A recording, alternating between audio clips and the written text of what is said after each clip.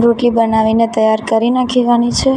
આપણે રોટલી માટે લઈ લીધો છે એક લોયો અને તેમને વણવાનું સ્ટાર્ટ કરવાનું છે. તે વણાઈ જાય એટલે આપણે રોટલીને શેકવા મૂકવાની છે.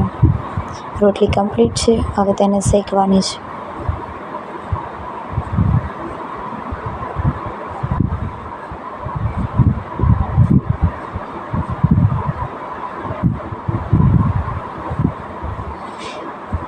થોડી રાહ જોઈને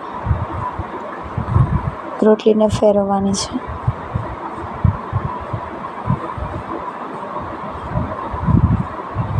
એક સાઈડ શેકાઈ જાય એટલે બીજી બાજુ ફ્રન્ટ સાઈડ ફેરવી નાખવાની છે.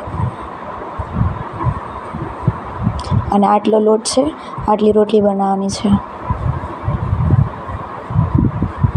રોટલી બનીને તૈયાર થઈ ગઈ છે અને બધી રોટલી થઈ ગઈ છે.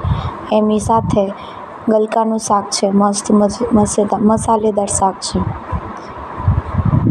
શાક અને રોટલી તૈયાર છે, તો સર્વ કરી નાખીએ.